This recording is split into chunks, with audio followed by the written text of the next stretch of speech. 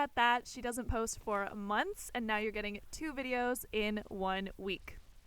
She's so consistent. We are currently in Latvia, which is why I'm not in my usual setting. We are here for the christening of our nephew and godson. It's not a religious ceremony. It's more of a traditional folk style event. I'll put a bunch of fun pictures on Instagram so you can follow me over there if you want to see them. But we are outside because I failed to coordinate with my husband when he had work calls, and our in-laws are coming up to the cabin tomorrow, so this is really the only time I have to film, but we love nature, so it's not a problem.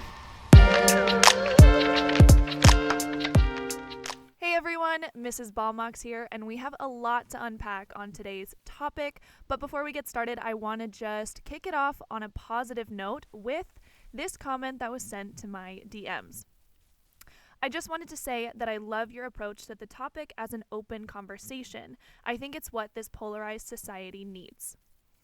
I deeply appreciate this comment because there is no reason for this topic to be polarizing. This conversation is so important because all women who want children, which is most women, have to figure out how they're going to approach this situation. And it is completely normal not to understand someone else's life choices, which is why you don't make those choices for yourself. But you cross a line when your lack of understanding turns to hate, especially when that hatred is projected towards someone. I'll never understand that, but I'm glad that here on this space, we can be excited for each other regardless of whether or not you choose to put career or family first. Speaking of which, regarding disadvantages to becoming a housewife, a follower of mine had this to say. For me, it is the fact that you become financially dependent on another person. What are your thoughts on that / how do you manage? So, this is the topic of today's video. A follower of mine slid into my DMs and shared her feelings towards this situation, and as you just heard, she wanted to hear my thoughts and how I manage. So, firstly, I have to point out that you do not become financially dependent on just any other person. You, of course, become financially dependent on your husband. I would not recommend becoming financially dependent on someone, your boyfriend or a sugar daddy, someone who's not your husband. Why? Because a husband is someone that you bind yourself to legally in sickness and in health, for better or for worse, and if you do not trust him to care for you while you're raising his children, then you should not have children with him. You should not marry him. But moving towards financial dependency once my husband and I were married was an adjustment. I struggled because I was thinking of it as his money, which it's not. I had to go through a mental shift. And if you're aspiring to be a housewife and stay-at-home mom, but you're uncomfortable with the idea of your husband making all of the money, I have 2 thought exercises for you to try out. Hopefully they can help you shift your mindset as well. So those are these. The first way of thinking about finances. We are married. We are husband and wife and soon to be mom and dad. They are not my kids because I birthed and raised them. He did his part by providing his DNA and will continue to do his part by being a present father. So they're our kids. It's not just his money because he earned it. I did my part as a housewife by caring for his needs outside of work, and then again as a mother by raising and providing the greatest aspect of his life, which is his children. Well, I'm probably the greatest aspect of his life, but the second greatest. A partnership is effort on both sides. So we came together, we both wanted a family, and he said, look, I have a professional skill set and money to provide for the family. And I said, look, I have the reproductive organs and the maternal drive to actually provide the family. Great, let's pool that together. I'll give you children to care for and raise. You give me money to eat and get my lashes done. Partnership. But if you can't get over this his money aspect of it, like if you really can't see it as a partnership and that it's your money too, you can think of it a second way. So the second way to think about finances is that he exchanged his time and effort for money, as most employees do, and then you exchanged your time and effort for that money as well. You should have these conversations with your fiance before you're married so that you're both on the same page, and you should have access to the family's finances equally. One partner's domain might be managing the money, but you are a family unit. One thing, not a hierarchy, not a tyrant and a slave. I also noted that you are always dependent on another person to some extent. If it's not your husband divorcing you, it could be your employer firing you, or if you work for yourself, then you're dependent on your customers for buying your product or service and your employees for doing their job right. So if you're always to some extent dependent on someone else for those finances, why wouldn't you want that person to be your husband, the man who loves you most, who wants what's best for you, who wants you to be taken care of as much as you want to be taken care of? It seems to me like you're not giving enough credit to the man, or maybe you're not giving enough credit to yourself for choosing a man who wants those things for you, because at the end of the day, you're both dependent on each other for something. He is depending on you for the well-being of the most precious and rewarding aspect of his life. He is trusting you with his children. I mean, that's huge. But again, why wouldn't he want the person raising his children to be his wife, the woman who loves him most and wants what's best for him and his children? He'd certainly prefer that over a stranger they have to hire because his wife wants to work instead. Obviously, a different situation if she has to work. And finally, it's not actually about me. It's about making decisions based on what's best for my family. It's about ensuring that my family has what's best for it. And if that means having me dedicated to raising and caring for the children and dropping all of my professional ambitions, then it is my duty and an honor to do so, even if that means trusting the man I chose to spend the rest of my life with to feed me. And maybe you're thinking, I can't predict the future. Maybe he'll divorce me. Maybe he'll commit an offense that warrants me divorcing him. Well, that is what prenups and alimony are for. You protect the years that you didn't develop professionally by requiring the partner who did to continue covering your expenses to compensate for the fact that he has a healthy, happy, and well-rounded bunch of children because you spent those years dedicated to raising them. But again, a divorce, especially after having children with alimony, is not a clean-cut split, which is why the decision of marriage is so important to get right, and is the reason why when you do get it right, you don't think twice or hesitate about being financially dependent on your husband. Okay, to finish up, let's visit some other comments I received regarding last week's video over on Instagram. Feminism, is about choosing freely, which is something that I think all of us struggle with, the expectations of others.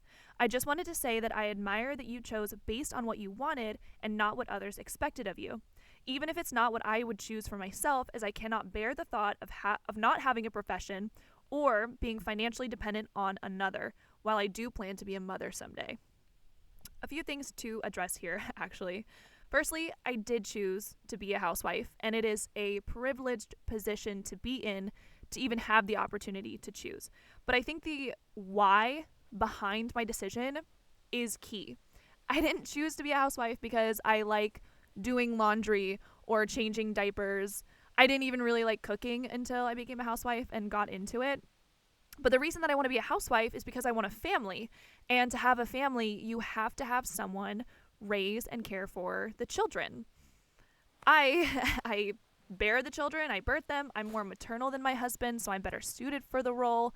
He's great at making money, so that's his contribution. But I think women really sell themselves short when they talk about making money as if it's the most important role, because I would argue that it isn't.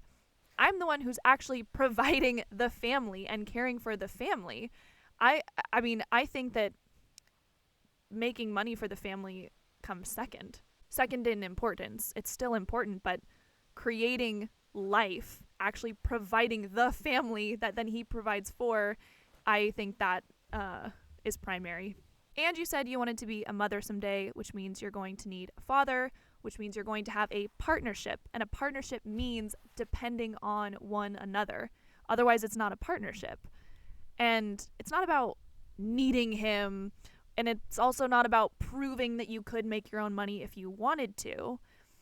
I mean, maybe you see the situation that you're both working and you're both caregivers, and I could see that working if you have the flexibility to like work your schedules around so that one person is always caring for the children, but most people don't have that kind of professional freedom, so that's a toughie.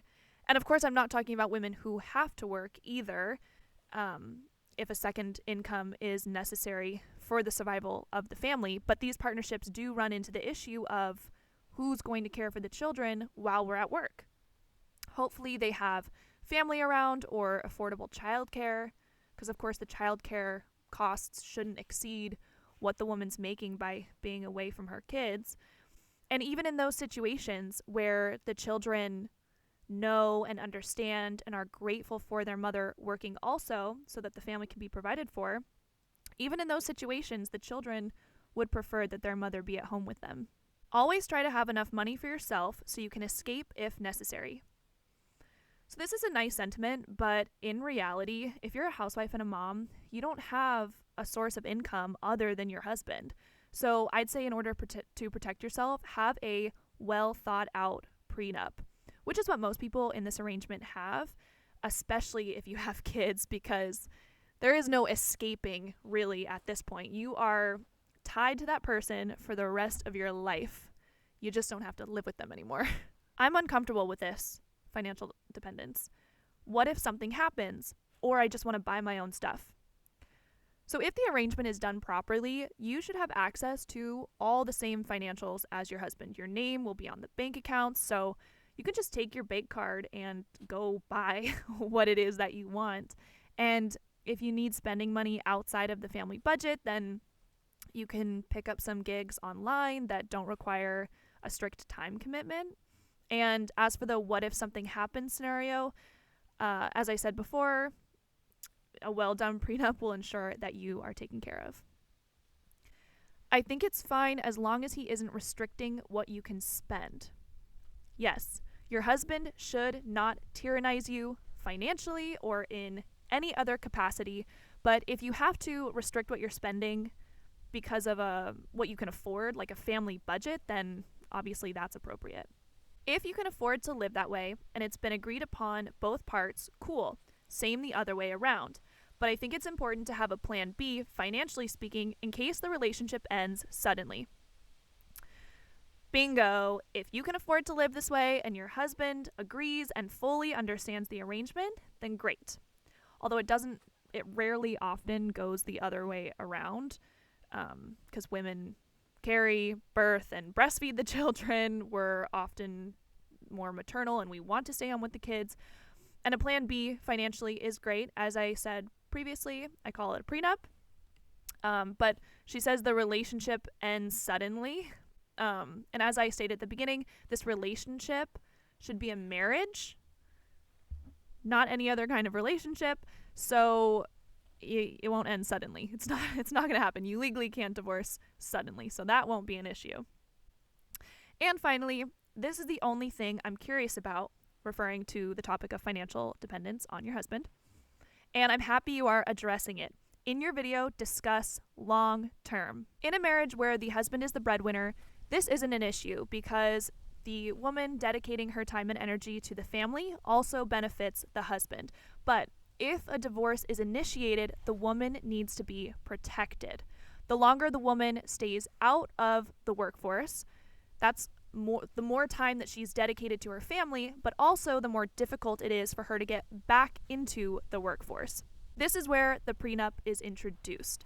I think prenups are great. I think every marriage should have one because it forces you to have certain conversations before you get married about how the marriage will operate, what roles belong to each partner, what is expected of each person, and it's also where the woman ensures financial security for herself in the event of a divorce. But even if you don't believe in prenups, in most countries, the courts will require that the person who makes the money pay a percentage of that salary to the person who doesn't for child support, and the woman for other expenses will have to get a menial job because of her lack of skills and experience, or have stated in the prenup that the man will pay alimony, which is another reason that prenups are so great.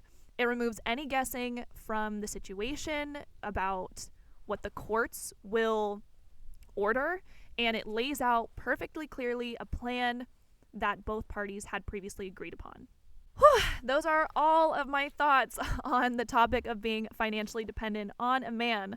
As always, if you have anything to further the conversation, throw that down in the comment section below, or you can DM me over on Instagram. Give me a follow while you're over there as well. I hope you have a wonderful day, and I will see you in next week's video. Ciao!